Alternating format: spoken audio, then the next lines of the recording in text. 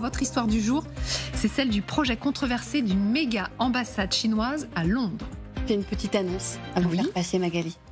Alors. Le Royal Mint Court, terrain en jachère de 2,2 hectares, en plein cœur de Londres, cherche affectation. Chargé d'histoire, c'est l'ancien site de la monnaie royale britannique. Très bien placé. Ah bah, vous allez voir, j'ai préparé une carte. Alors la carte, j'espère qu'on l'a. J'espère qu'on l'a parce que vraiment, il faut que vous voyez le placement pour vous décider. Je crois qu'on a un tout petit juste à technique. côté de la Tour de Londres. Ouais. Alors, je vous le dis parce que certains connaissent Londres. Donc, pour imaginer, c'est juste à côté de la Tour de Londres, non loin de la Tamise et de ses ponts, très proche du quartier d'affaires de la City. D'accord, donc stratégique. Vous achetez ? Ah oui, j'achète tout de suite. Vous achetez J'ai pas les moyens.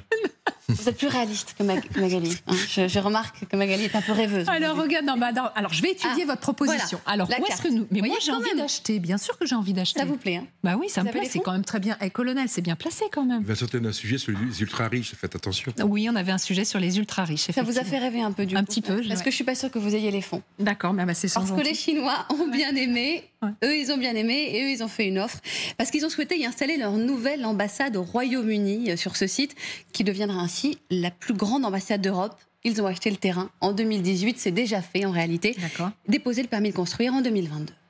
On est en 2025, permis de construire. Rien n'est fait là depuis ? Il y a beaucoup d'opposants à ce projet et les derniers en date, ce sont les Américains. Les États-Unis sont profondément préoccupés par le fait de donner à la Chine un accès potentiel aux communications sensibles de l'un de nos plus proches alliés, a déclaré récemment un haut responsable américain auprès du Sunday Times. Ce qui inquiète, c'est que la Chine puisse profiter de la position stratégique de cette ambassade pour espionner, notamment en utilisant les câbles de données qui serpentent sous le quartier d'affaires de la City. Et il n'y a que les Américains qui s'inquiètent ? Non.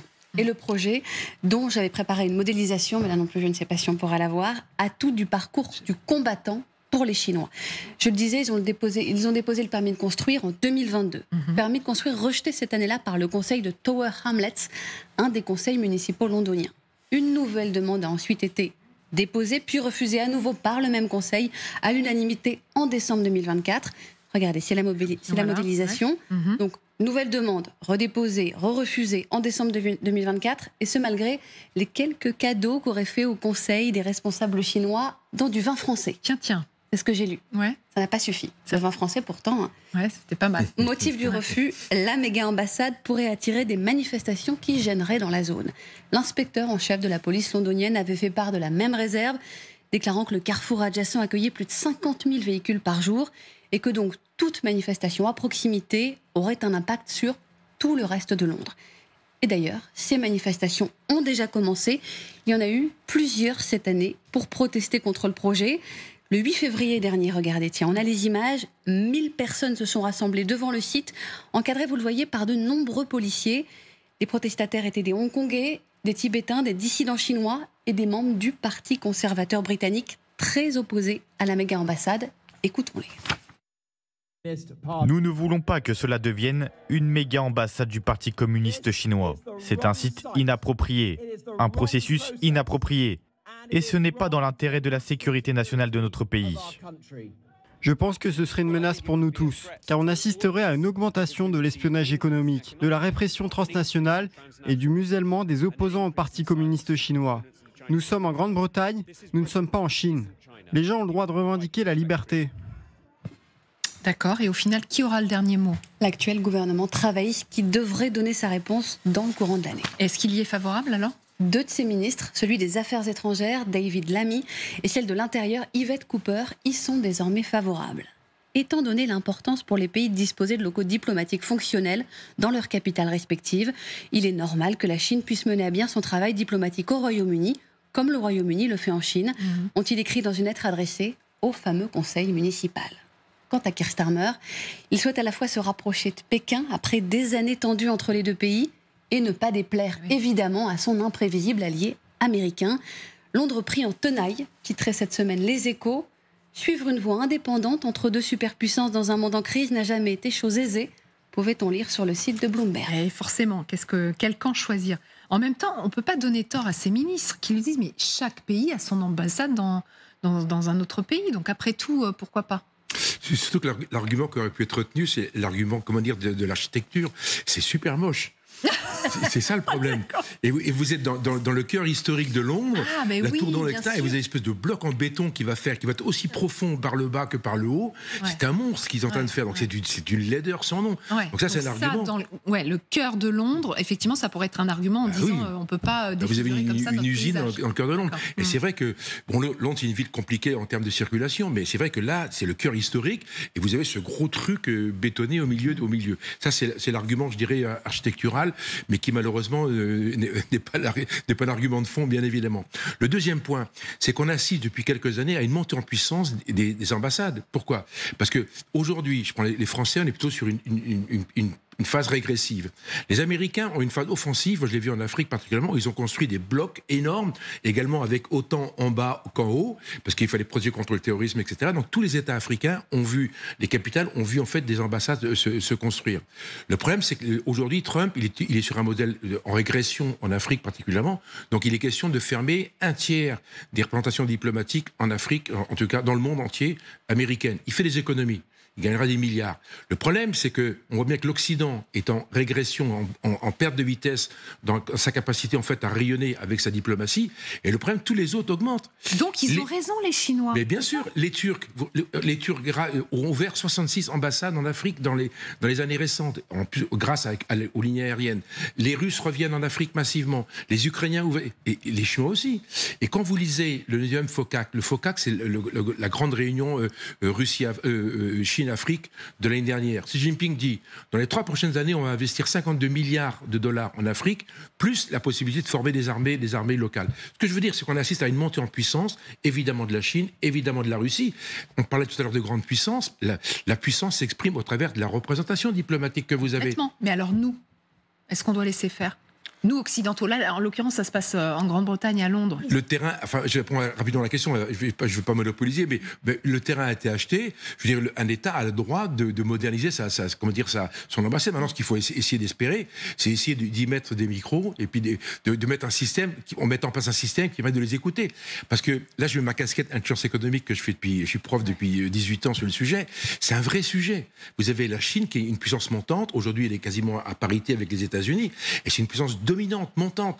Alors, je ne peux pas vous en parler pendant des heures, mais dans le domaine de la banque, ils sont présents partout. Et non seulement ça, mais il y a une espèce de prise de contrôle de notre système économique. Les hôtels, tout ce qui est un exemple, haute technologie, etc., etc. Donc, en fait, ils sont extrêmement présents, mais on ne peut pas les empêcher. On n'est pas en guerre contre la Chine. Il n'est pas question de les arrêter. Ouais. Même si là, c'est au cœur de la City, donc un lieu extrêmement sensible et très stratégique. Stratégique pour en effet faire de l'espionnage économique, et on sait combien en effet les Chinois sont quand même doués avec ça, et manifestement l'administration Trump, comme le disait Laura, met une pression maximale sur Starmer pour pas que ça se fasse, à tel point que vous savez les Anglais ont signé l'accord commercial, enfin ont donné leur aval à l'accord commercial avec les États-Unis, et que Trump menace de ne pas mettre en place cet accord si, c'est le Sunday Times, si en effet il est donné cet accord sur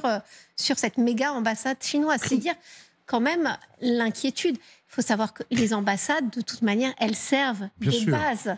Évidemment, d'espionnage, c'est vrai à Paris. Regardez à Paris, l'ambassade des États-Unis et la Grande-Bretagne à côté de l'Élysée, bien sûr. Et moi, je disais à Jacques Chirac d'arrêter de téléphoner parce que on était archi-écoutés. Mais rappelons-nous, les Américains avaient mis un pool d'antennes en face des Invalides, aux Invalides où vous avez, on va dire, tout ce qui est un petit peu écoute, confidentiel, ça se passe là. Ils avaient des antennes de partout. Et non seulement ça, mais ils avaient dissimulé derrière une espèce de bâche qui avait repris, l'architecture de l'ensemble d'un immeuble haussmannien. Donc ils avaient mis ça sur le toit, donc on ne voyait plus rien. Donc on voit, c'est un jeu mondial, donc on ne peut pas reprocher aux Chinois de le faire. Par contre, il faut être convaincu qu'ils vont le faire. Alors, juste, le média Intelligence Online révèle qu'une petite société de télécommunications chinoise avait déployé une antenne sans autorisation à proximité des sites d'Airbus. Cette société est soupçonnée d'être à l'origine de l'une des plus grandes opérations d'espionnage ayant visé la France ces dernières années. Donc évidemment, nous aussi, on est visés. Il faut, à chaque fois je le dis, mais c'est ça, est-ce qu'on est encore naïf ? Je Ou crois pas. maintenant on arrive à lutter. Je crois pas, parce qu'encore une fois, les services français, ils sont parfaitement au courant de tout ça. Moi, je travaille là-dessus depuis des années. Ouais, le renseignement français travaillait sur cette depuis quelques années déjà. Ouais. Et on les suit, parce qu'on bien sûr. Un exemple, j'ai travaillé dans le domaine de l'aéronautique, dans le domaine de l'implantation des groupes chinois, dans le domaine de l'aéronautique. Les petites sociétés qui avaient des difficultés, ils prenaient des parts de marché. Donc la boîte, elle a un petit problème d'1 million d'euros de cash flow à la fin de l'année. Ils rentraient, ils disent voilà, on vous en donne 500 000 ou 1 million, on vous donnez 20%. Donc ils rentraient dans l'actionnariat. L'année numéro 2, ils avaient 30%, ils mettaient un peu plus, et puis après, ils ont fini par contrôler toute une série de petites sociétés remarquables, magnifiques, qui étaient tout autour. C'est vrai que le problème des PME françaises, c'est le problème du cash flow. Et aujourd'hui, les Chinois répondent à la question. Donc, encore une fois, on voit bien qu'il y a encore une fois, je veux dire qu'il n'y a pas de raison qu'ils ne fassent pas. D'autant que dans le domaine de l'aéronautique particulièrement, puisque c'est un sujet aéronautique, on sait qu'ils sont encore un peu décalés. Ils sont bons dans le spatial, parce qu'ils ont fait de grands progrès, parce qu'ils ont fait le tour de la Terre une fois. Donc, ils ont une station orbitale, je vous rappelle. Donc, ils ont régulièrement des missions qui partent dans le spatial, mais dans le domaine de l'aéronautique pure, ils sont moyens. Ils ont pas, ils achètent encore des Airbus et des Boeing. Donc c'est un peu le domaine où ils sont encore un peu courts. Donc là, ils vont, mais c'est normal, c'est le jeu mondial. Moi, je pense qu'on fait la même chose. Enfin, encore une fois, bien sûr, on va pas non plus. On n'a pas toujours les mêmes méthodes, quand même. Non, mais en même temps, l'espionnage, ça fait partie de. On regarde ce qui se passe chez le voisin. Et encore, les Français, on est plutôt des gentils garçons. Mais les Britanniques, c'est les rois de ça. C'est eux qui ont inventé ce métier-là. Mais évidemment. mais évidemment. Donc là. God save the King. Non, évidemment. Non, mais c'est vraiment. Le renseignement, c'est les Anglais qui l'ont inventé, indéniablement. Et là, c'est le roi de ça. Donc, encore une fois, c'est un jeu mondial. Il faut en parler. Pourquoi ? Parce que comme ça, les gens vont dire, hop, on va être fait aux pattes. Et comme les Chinois sont des Confucéens, ils ont des problèmes de face. Ils ne veulent pas perdre la face. Ouais. Donc, ils disent, je suis repéré. Donc, ils vont faire un peu machine arrière, on peut espérer.